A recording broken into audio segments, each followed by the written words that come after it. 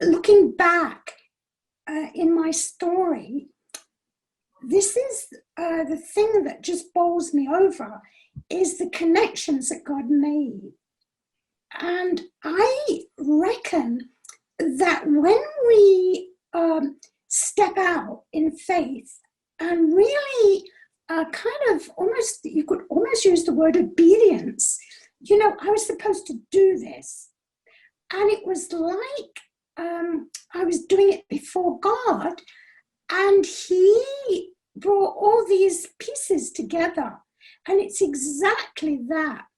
You know, you just sent me some photographs from the time when you were in Gmund with us at the beginning of the journey, when George and I, with 8 other friends, traveled following the footsteps of my parents. You know, if you've reached that in the book, that's in there.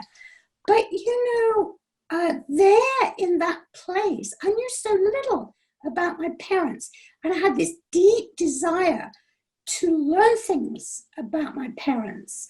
And you mentioned, actually, she was the live-in maid, and, you know, she loved my mother, and, you know, she suffered pain. You know, many Germans were complicit, and they followed in the Nazi philosophy. But there were others who were just kind of mourning the situation.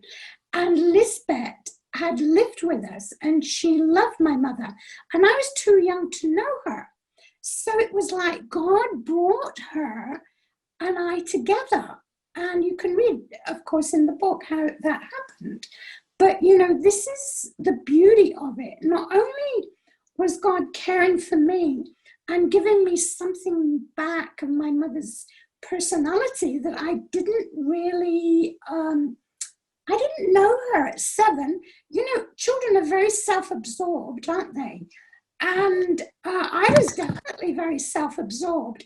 And so now I just longed to know something about my mother, her personality and character. And so here was Lisbeth, who came into my life at the point I was beginning to consider writing the book. And she told me all these stories about my mother, you know. One of our friends doesn't have good reception, so she's on my speakerphone. She has a question for you. Can you hear that? Hannah, I was wondering, and you may have mentioned this in the book, but did the journey begin when you went to the reunion of the Kinder Transport children, or had you been thinking of it years before? You know, that's a good question. I had been blocking out my past for many years, and it wasn't until I kind of received God's healing and comfort that I could begin to engage. So the journey actually had many, many stages. And I would say definitely that reunion that I attended of the other kinder was a big factor in that. But I would say I began in earnest to consider doing the story at Gerda's question.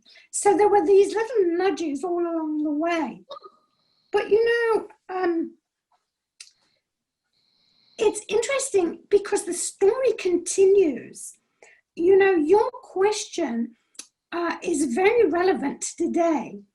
Through Instagram, I connected with a historian in England, and she has been studying the Kindertransport for years and has a lot of connections. And she found me on Instagram, and now I'm really entering into the Kindertransport story in a new way. You know, a lot of stuff has happened since the writing of the book. And the latest thing is that this woman's name is Amy, and she has linked up with a Jewish artist and they're creating an online exhibition of the Kindertransport. And we've had Zoom conversations, the three of us, where the exhibition is called Keepsakes of the Kindertransport. And she is creating an art piece. She's a textile artist of mementos that we children brought with us. And these kind of material objects, like for me, one of the things I have is a pair of nail scissors that my mother must have packed, and she must have cut my nails with them. So you see, if you don't have any contact with your mother, for me, that's they're very special. You know, if I touch those scissors, I'm actually touching something that my mother touched. Now, you know, I'm 88, so it's a long time back, but it's still very significant. You're still a little girl inside, right? We all need our mothers. We don't ever get to the point where we don't want to connect with our mothers. Right. So you see, my Kindertransport connections are being renewed because through Amy and this artist, because they are connecting with other Kindertransport survivors and making this collection. So it's actually, I feel it's like an authentication of the experience. And in a strange way, in England especially, but places like New Zealand and Germany, they're talking about the Kindertransport, this rescue of the 10,000 Jewish children. I have a question for you, Hannah. I'm Carol. Hi, Carol. My question is, in reading books like yours and other books about that part of history, I cannot get my head around how something that huge that was happening, that was so morally wrong, could have continued to impact so many people without there being a big upcry, a cry from the population saying, I can't believe you're doing that. This is wrong. Thou shalt not kill. How, in your research and everything and thinking, I'm sure you thought a lot about the whole, macro part of this. What do you think about that? How does something like that happen?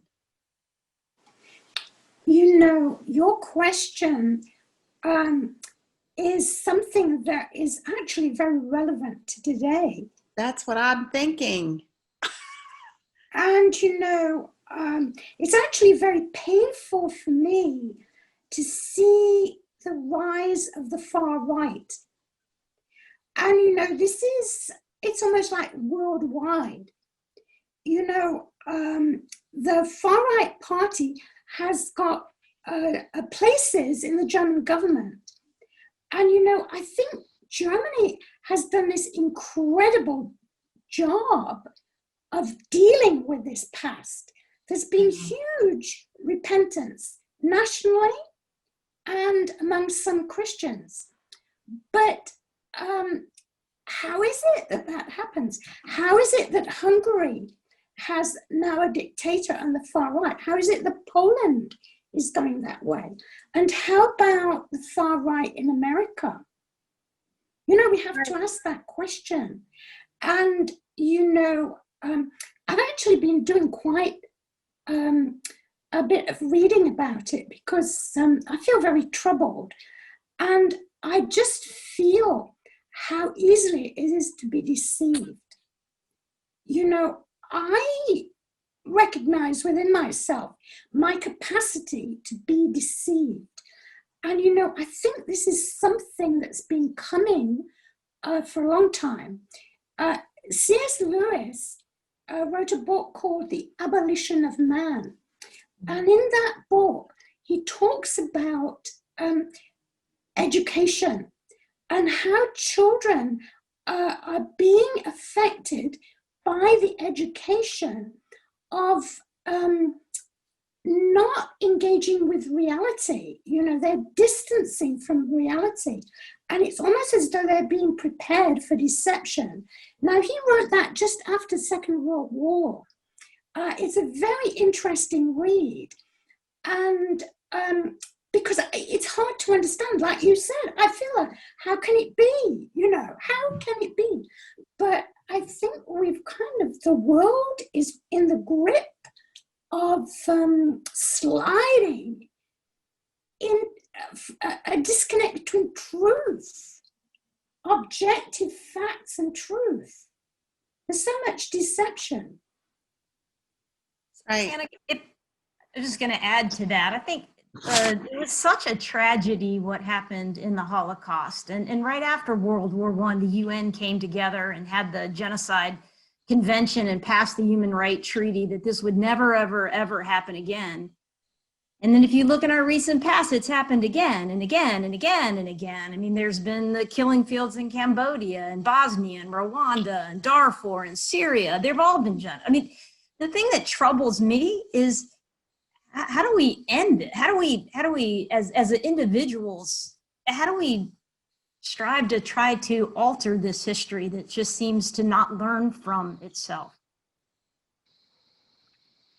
That's probably an unanswerable question. Sorry, but I just you thought about this subject, so I was interested in your perspective. No, I think that is the question we all have to ask. And I think in the book I mentioned, how do I deal with the injustice? It kind of touched me. But then I think of all the other injustice. Like, we've been watching some frontline movies about Iran and Saudi Arabia and Yemen and these places. This is worldwide. I think for a sense of stability and grounding, I come back to the fact that God is just. And he's a just judge, and it will not continue forever. I think that he will bring a just ending to this. And I think my role is to examine where I am intolerant and where I am not really expressing love. I think we each have to do our own heart stuff, don't we? Yeah. I was going to ask something when you were talking about your keepsakes from your parents. It seemed to me that my recollection is that you didn't have photographs. Is that correct? You did not have photographs. And was there a reason for that? I asked myself the reason. It is correct. And that's a question I asked myself.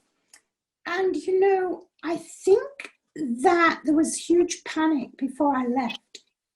I had this emergency appendectomy. Oh, right, yes. And I have a feeling that my mother was totally distraught, because actually my aunts packed my luggage. And I don't know why they overlooked that. But the miracle to me is that I have these photographs that are in the book. I have the photograph of my mother and I. I'm sitting on the swing and she's standing there. That's the only one I have. Wow. But the story of that photograph is so amazing. She sent that photograph to her good friends, Jewish friends from the same little town, Gemund, who had emigrated to Israel in 1936. So she sent that photograph to them, and they kept it. And at a reunion of the survivors of that town, their daughter came and we came together, and she gave me the photograph. Wow.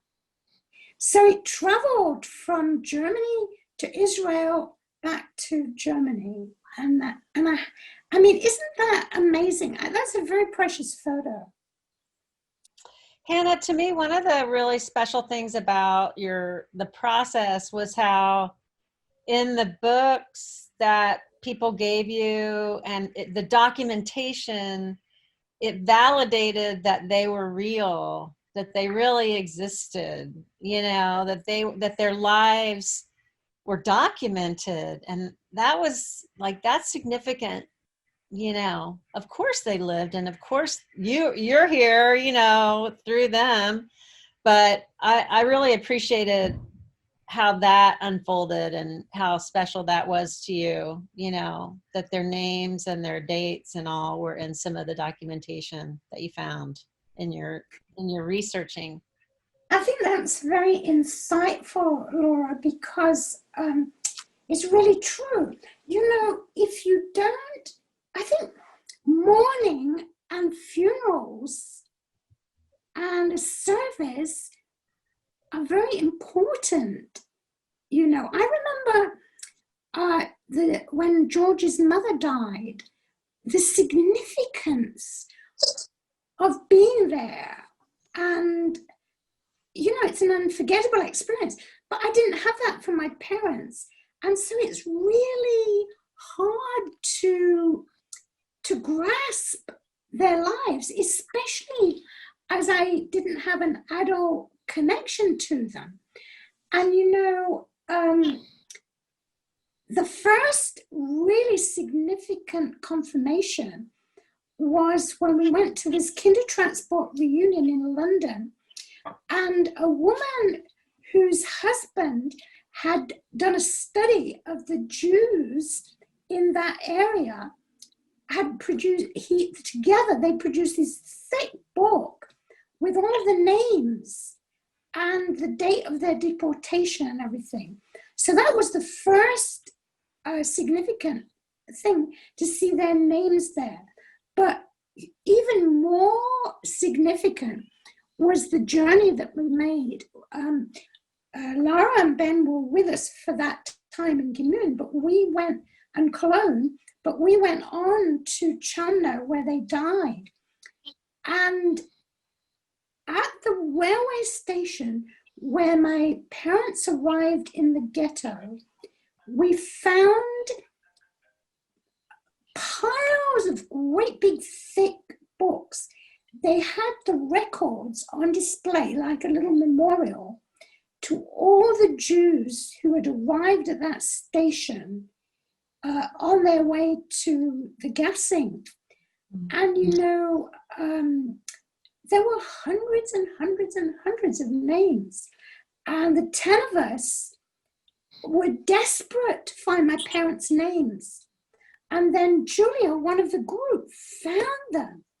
And, you know, it was such an awful place and such an awful thing. And yet at the same time, it was exactly what you said, Laura. It confirmed they were really here. They were real people. It really happened to them. And I can embrace them, you know. Anna, I have a comment and then a question. My name is Danny. Hi, Danny. And you said at the beginning of our meeting that when you set out to do this, you didn't set out to do anything amazing with the book. But I would just like to say, I think the book is amazing. Your story was the first I'd ever encountered from that perspective of someone who had gone through the Kindertransport. And it just never occurred to me, you know, because most of the stories that we do read are, you know, the perspectives are different. It's usually people who have come through and have directly survived being in one of the camps, or someone who was in Germany the entire time. But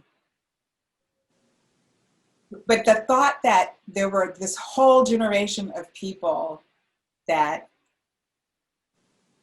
suffered a loss like yours, and at the time maybe not understanding what that was, and I just couldn't, it was just really eye-opening for me, and you know, it took a bit to just wrap my head around, just to try to understand just the journey that you've gone on to to sort of come full circle and to embrace your parents. That's a very perceptive understanding, you know, on so many levels that you just said. You know, it's really, really true, because the Holocaust has, you know, sometimes people feel it has degrees of suffering. You know, how can a child who was rescued measure their suffering against somebody who survived Auschwitz, or whose mother and father or siblings died in Auschwitz? So, you know, I think that's a very, it's not a very productive line of thought, because, you know, I think for one thing, for me, it's made me very aware of the amount of suffering that people have in other circumstances. And although you didn't ask this, this comes to mind. You know, going back to Germany with this intense desire to connect with my parents, meeting people, and I sit and listen to them, and I ask them questions because I want to hear any little scrap of information that would fill in the blanks. And what I discover, before very long, in a very short time, they are pouring out their pain. So you see, that was the German pain and the descendants of the Germans. And you know, some of my best friends are Germans, but it is a road of great forgiveness and reconciliation, because even the descendants of perpetrators carry the shame and the guilt. And, you know, that's just the picture. Think about all the suffering that's in the world. You know, everybody's got this pain thing. Now, ask me the question again. I've kind of lost the gods. I wondered what became of the gods, and what, if you're still friends with the woman that you shared an apartment with when you were teaching. Yeah. You know, the Dodd family, of course, they were in their 60s when I was 7, so they had died. And there was a family break between them and their only son. And the son went to Australia. So it seemed almost as though there was no more connections to be made. And then out of the blue, I received an email from Australia.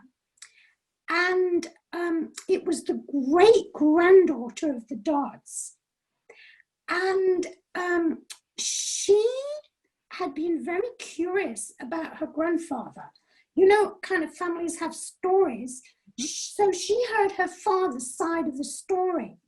And so she was really desiring to try to find out more about her grandfather from a neutral perspective.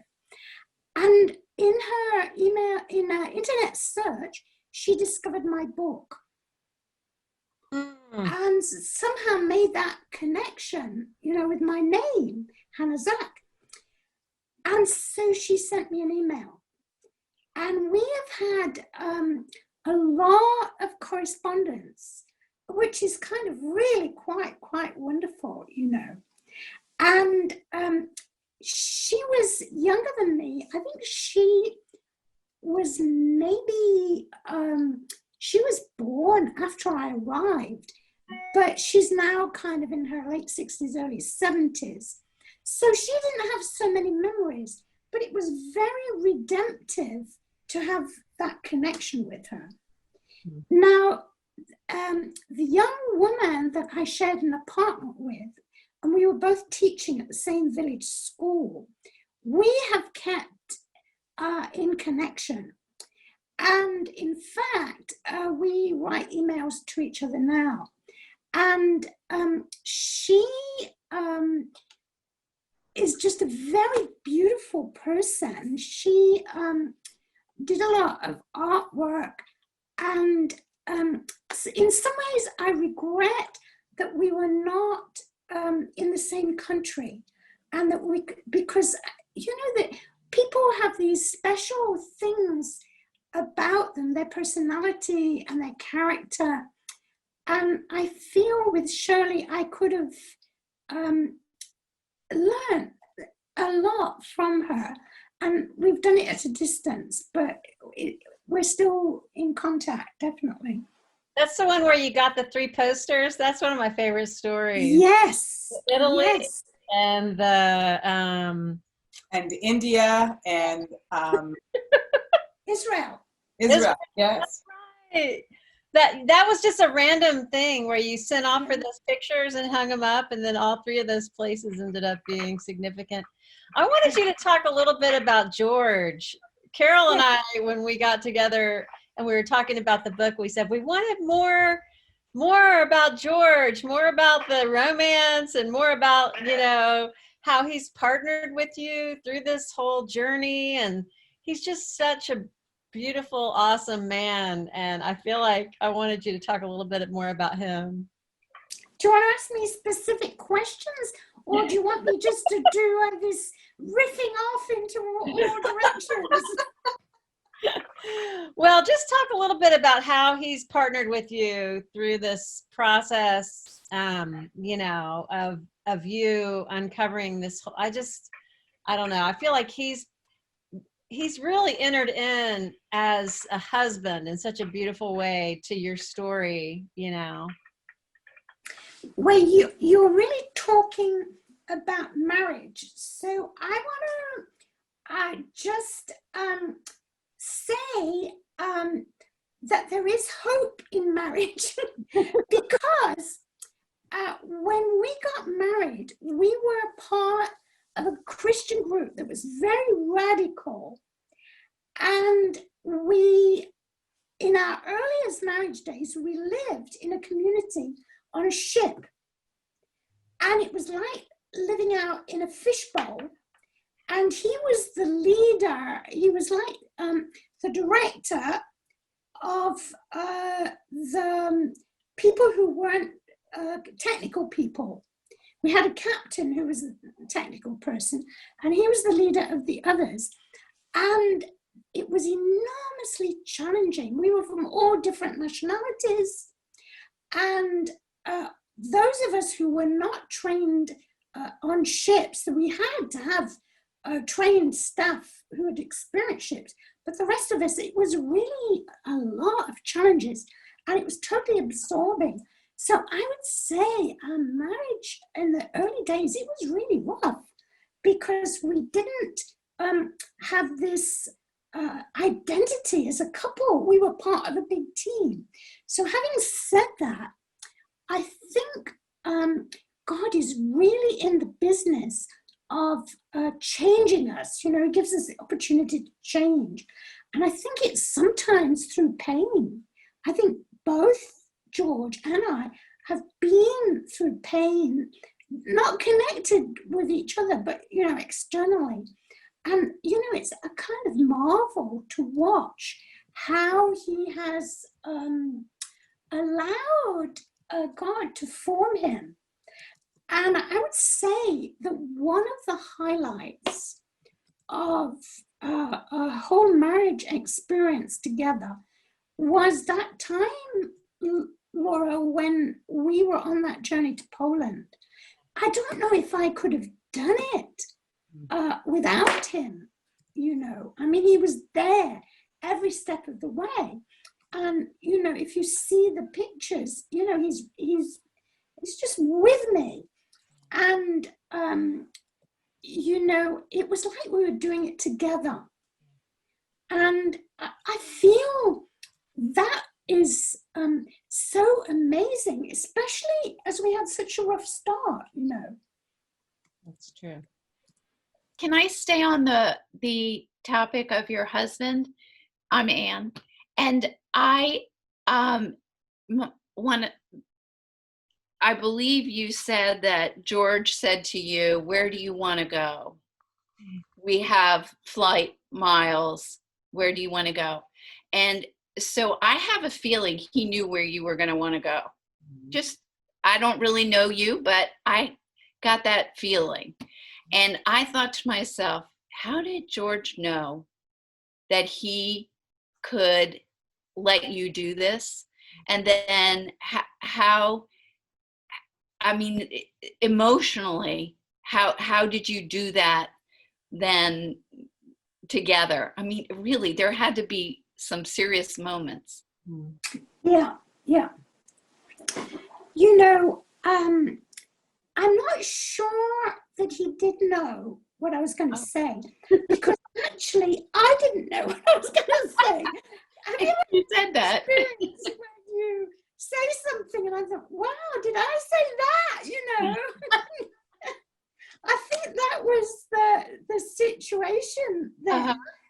And you know, we were really needing a break and we hadn't had one. And so he saw these miles, and I can remember we were sitting at this table. He was in front of his computer and I was here in front of mine, and we were looking over at each other, and he said, we've got these miles, where do you want to go?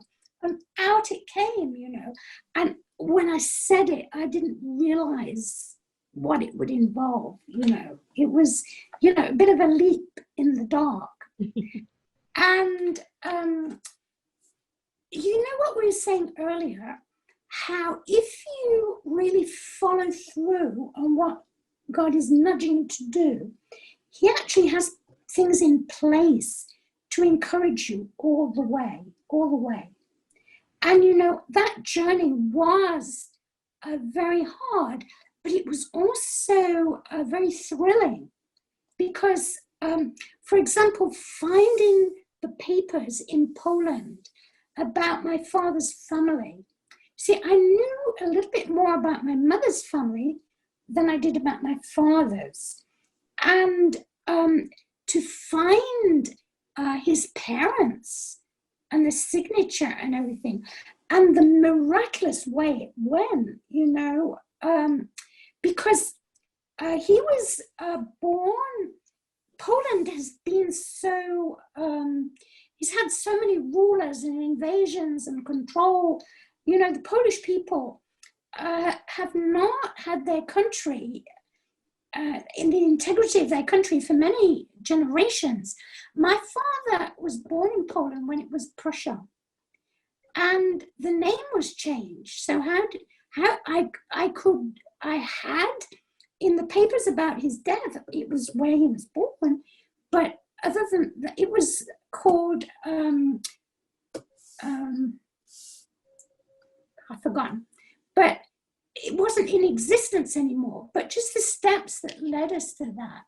And then that we should be led to the archives. And this dear woman who spoke a little English took her own time to go through the papers to find, you know, she was a very special provision. So those are the things that helped me along the way. Hannah, I don't think you mentioned anything about this. I don't know if it was in place when you did the book, but the Stolperstein. Do y'all know anything about Stolperstein? I think that's a really cool thing you could share a little bit about as a remembrance. Yeah, I think that's excellent, Lara, because this all happened after the book was written. And you know, a lot of things happened in Gmund, where I came from, that brought healing there. And I think the whole thing started with George and I going to the places, like we prayed in front of the house. I mean, it had been bombed, but we stood on the pavement in the place where my parents and I had lived, and we prayed there. And we asked God to somehow to bring some kind of cleansing to all the darkness that has happened there. And then all these years later, there was this amazing thing that's still going on, Stolperstein. There's one man, his name is Gunther Demnig, and he is an artist, and he had the vision to create little brass bricks with the name, the date of birth, and the place and date of death of every Jewish person that he could, and place it where they had lived. and it was put in the pavement. You know, there's a lot of cobblestones in Germany, and whether it was concrete or cobblestone, they would make this hole the size of this brass brick, and he would put it in there permanently. So it was a permanent record. Yes, this Jewish family had lived, and this is who they were, and this is where they died. It's like giving them an identity, because the Holocaust was really an attempt to erase them and every memory.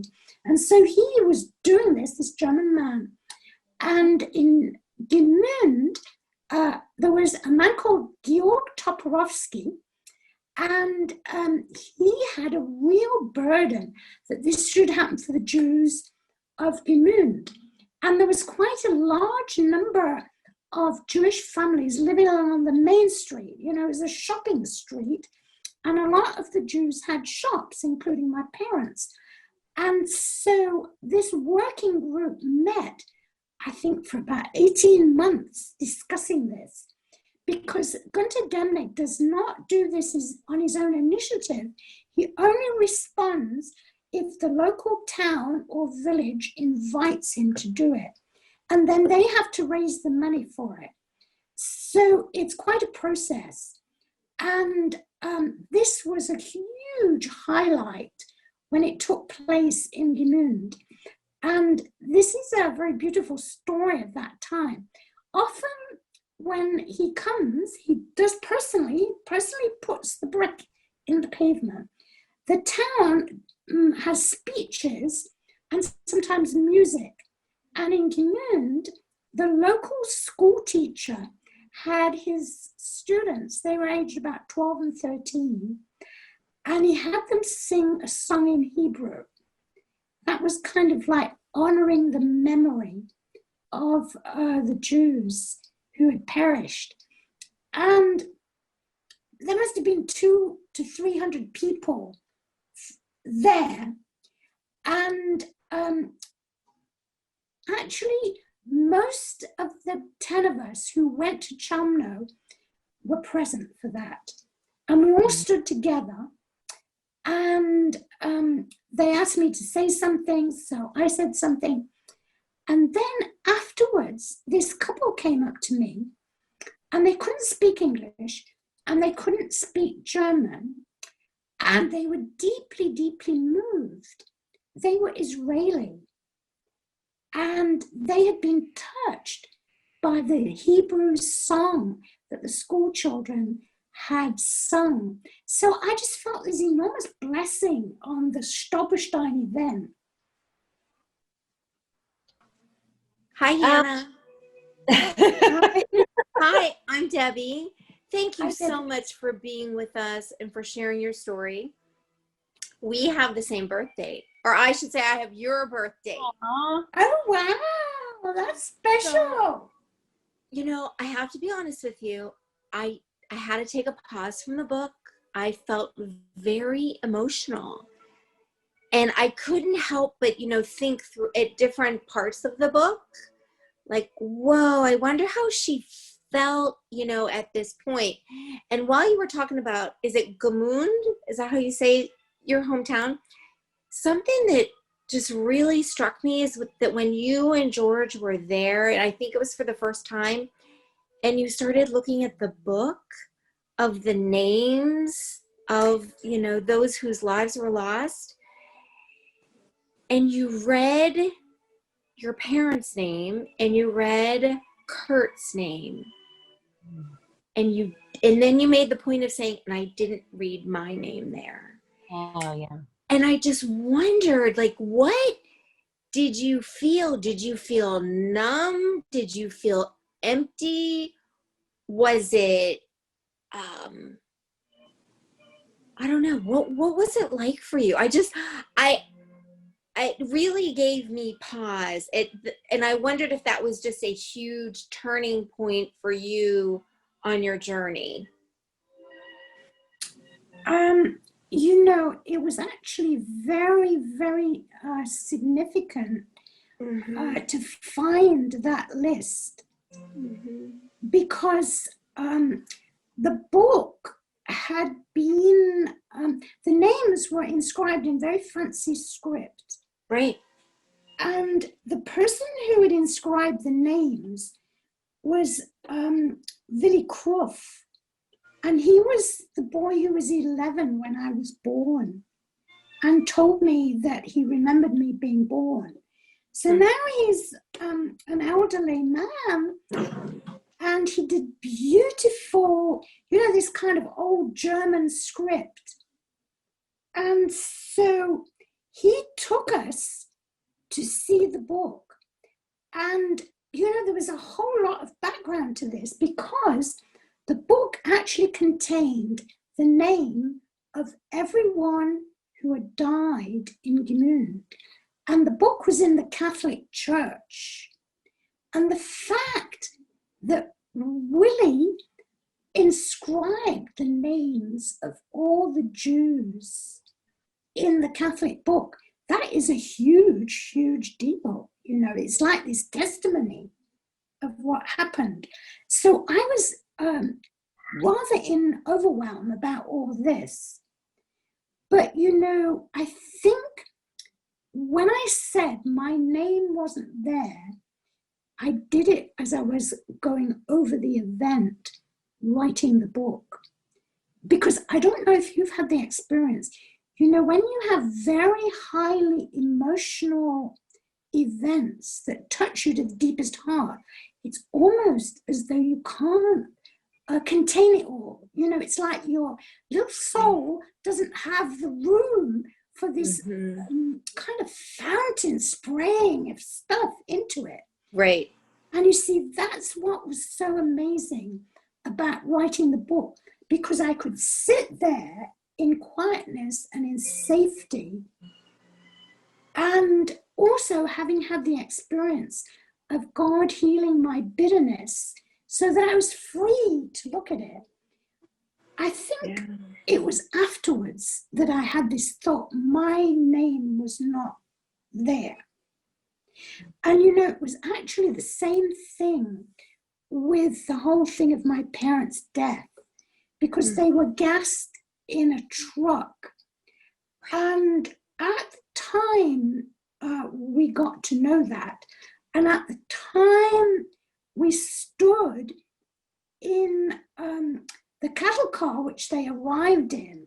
And we actually were at the place where they were put in the truck and where their bodies were in the forest. I couldn't engage fully. I was just absorbing the experiences. But as I was writing the book, this is what's so wonderful about writing it. You see, I kind of pictured them there. And that's when I also thought I wasn't with them. I would have been, you see. If they had put me on that train, I would have been in that truck. So you're engaging with very intimate and deep things, I do have another question. So when you saw that picture of your parents for the first time, and they were such beautiful pictures, like you described, there's my mother, she has the pointy shoes, and I'm looking at her feet, and I wondered if you remembered the pointy shoes, or if that like triggered a memory. Did you remember your parents in your mind, like you saw them in the photos? Yeah, I think it was more that I was kind of eating up the photo. I was going to every detail in order to try and connect, because I didn't remember the pointy shoes, but I remembered her smile when I was too young to really, isn't that interesting how very young children can be affected by affection in the face of the mother, Oh, yes. And I think another thing that I was aware of, I think my mother was probably rather elegant, Yeah. Oh, she was in that picture. You could just tell. She was very elegant, very together in the backyard. Kathy was my neighbor. I never looked like that in the backyard when I was never. there are other things that I remember, like the smells, coming back into the house and smelling the food from the synagogue. And so I think she was very feminine. And to me, it wasn't that I could remember her. It was like it was fresh information that I very much treasured, Right. Thank you. And one of the, this is Barb Slusher. First of all, I totally enjoyed the book and wanted to thank you for writing it and giving us the experience of reading it. One of the early things that was put down for me, Deb, when I couldn't read more, thinking about I'm a parent of a couple of kids, and I kept thinking of your parents putting you as a 7-year-old on that train. Like, that is the most sacrificial, unselfish, having foresight act of love that I can think of. I actually kept thinking, could I do that? I'm not sure I could do that with my children. And I don't know, it just really hit me. That just great act of love that they did for you. It must have been just so incredibly painstaking for them. Yeah.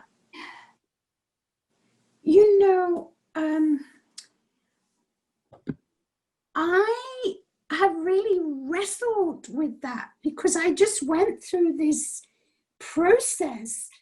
I didn't understand that, and I felt abandoned. So I went through the childhood, and until there was this inner healing that I believe that Jesus healed me internally.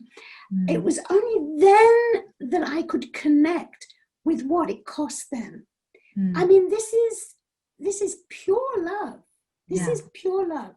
And it's very sacrificial because they were older, I was an only child, and I was extremely spoiled. I was the center. So I feel that they were people whose characters I can really admire. Yeah. They made a costly decision. That's one side. The other side, as I've thought about it, is that it must have been very terrible. They must have been convinced that this was the only way. Yeah. And so there is a story that I had a little friend whose name was Kurt, and we were always together. He was an only child. I was an only child. And there was another survivor who came to England as a domestic. Teenagers sometimes could escape that way. And she knew us, and she told me that Kurt's parents had the opportunity to put him on that train. And in fact, when we said goodbye to each other, he gave me this little photograph. There's a photograph in the book, and it looks just like a visa picture, like the one I had to have. Yeah. But his parents could not bear to let him go. So, there are so many unknowns, but I think that is the most sobering thought I have, is that my parents must deep down have known, something of what was coming. Yeah. By the way, I've heard that from quite a number of people, that they can't read it straight through. They have to give a pause, hit the pause button. And I think it's very much to do with how much you enter into it and live in it, because, it's hard. Yeah. And, it's the same for me. I had to stop writing. I couldn't keep going. It took a long time. I wanted you to talk a little bit about what's happened since you wrote the book. there's been so many things that have happened, like it getting translated into German, and the audio coming out, and then your invitation to speak at so many events. And I don't know if any of y'all follow Hanna on Instagram, but she's got this incredible way of posting pictures with different hashtags and then drawing people in and building relationships with random people on Instagram just through things she loves and beauty that she sees. And so I don't know, I just learned so much from you in the way that you are navigating through, you know, your life in this season and that kind of thing. So I wanted to hear you talk a little bit about that. Well, since you mentioned the German book, I'll tell you a story about the German book. Here's the German book. And they're selling it. When we were in Germany, we went to this Vogelstang place where it was like a SS camp, and they had it in the gift shop of this, you know. Yeah. They're selling it all throughout Germany, which is beautiful. Yeah. Well, it's a kind of really dramatic cover, and the German title is Meine Krone in der Asche, My Crown in the Ashes, and it's got the Star of David and all, you know, like the Jews had to wear. The interesting thing about the German version is that I have two German couple friends. One of them went to a conference of German leaders, and they sat at breakfast with a priest. There's a community called Chemin Neuf in Europe, and it's a beautiful community, and they were made responsible for organizing the first part of the World Youth Conference. You know, they have World Youth Conferences, I think, every 5 years. And that particular year, it was going to be in Warsaw, but they decided to have several days before where youth would come from all over the world to Lodz. Now, Lodz is known as one of the ghettos. You know, the Warsaw ghetto is the most famous, but Lodz is also well known. And that is where my parents were taken when we left the Eiffel, when they left the Eiffel. And he was talking about that and Lodz. And this friend said, you really should read Meine Krone in der Asche. And she gave him a copy. And he read it, and he realized that they were doing deep investigation of what went on in Lodz, because they wanted to make this World Youth Conference really relate to the past. And they were having like workshops in different parts of the city. When he realized that my parents had been in Lodz, he contacted me, and he lived in Bonn. And Bonn is not very far from Gmünd. And Bonn was actually the city that I was born in. And he asked me if I would go to Lodz for the World Youth Day and share my story. And that was the most unexpected and most incredible experience as the result of the book, because on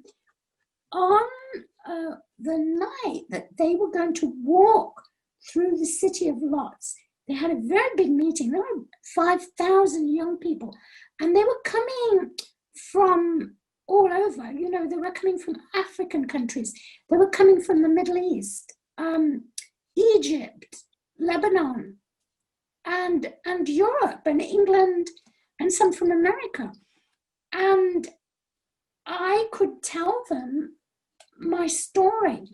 And, you know, they really, it was a Catholic conference, but they were very alive people. They were really believing in Jesus and lifting him up.